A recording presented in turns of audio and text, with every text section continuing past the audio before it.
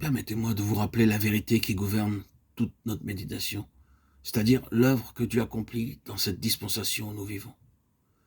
Il nous faut être complètement au clair quant à ce qui est particulièrement sur le cœur de Dieu en ce temps de l'histoire du monde, et par conséquent à ce qu'est notre vocation, à nous qui sommes les enfants de Dieu.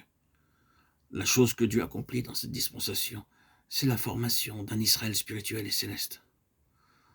En le faisant, il répète les lois de l'ancien Israël, mais d'une manière spirituelle.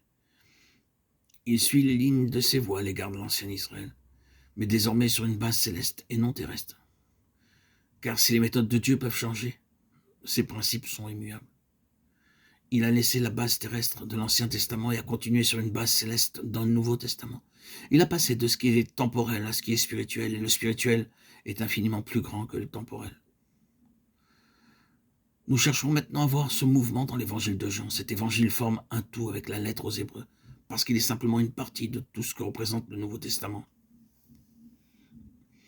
Il personnifie cette question de l'Israël spirituel d'une manière merveilleuse. Il y a deux choses parfaitement claires dans cet évangile. L'une est l'arrière-plan juif de l'évangile et l'autre, la base spirituelle qui se trouve derrière l'histoire juive. Cette base spirituelle est mise à la première place dans cet évangile et devient la base de toute la nouvelle dispensation. Considérons cela. Il y a au moins 16 signes de l'arrière-plan juif dans cet évangile de Jean. Avant de considérer ces différents points, remarquons encore que l'introduction est une présentation du Fils de Dieu. Il se tient là, à la porte de ce nouveau mouvement de Dieu concernant l'Israël céleste. Nous sommes tous familiers avec cette présentation merveilleuse qui nous est donnée au commencement de cet évangile. Au commencement était la parole, et la parole était avec Dieu, et la parole était Dieu. Elle était au commencement avec Dieu.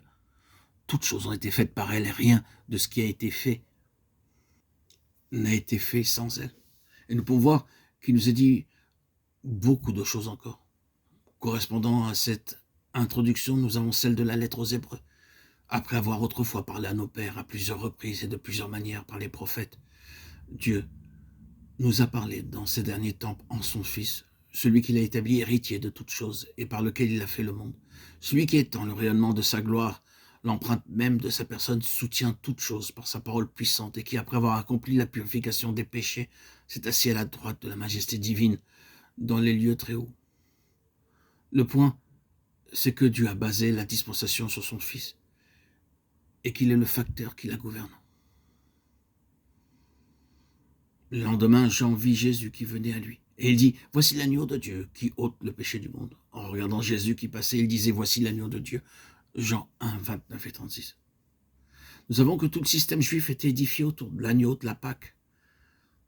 C'était là la base de tout en Israël. Il était à la base de la constitution du peuple en une nation, le facteur qui gouvernait toute leur histoire.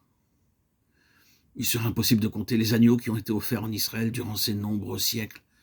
Il y aurait plusieurs millions d'agneaux immolés, des rivières de sang versées par eux tous.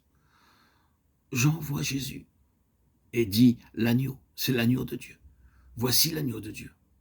Il distingue ainsi Jésus, le désignant comme l'agneau unique, celui qui avait annoncé toujours ces millions d'agneaux.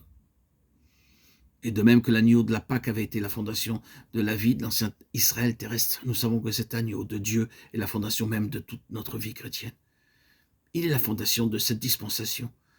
Dans la chambre haute, en cette nuit de la Pâque, Jésus avait posé la fondation de l'Église pour cette dispensation. Et tandis qu'il y a d'autres traits dans la vie de l'Église, son trait central est la table du Seigneur. Tout se concentre sur cette table, se réunit autour d'elle et découle d'elle. Si nous sommes entrés dans une assemblée d'enfants de Dieu de n'importe quelle partie du monde en ce temps du Nouveau Testament, nous pouvons avoir rencontré différentes coutumes dans les assemblées différentes.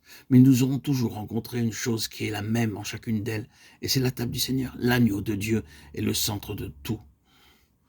Nous ne faisons que relever le fait. Et remarquons que dès le commencement, Dieu reprend le symbole de l'ancien pour en faire une réalité spirituelle dans le nouvel Israël. Ce qui était terrestre et temporel dans l'ancien Israël est désormais céleste et spirituel dans le nouvel Israël.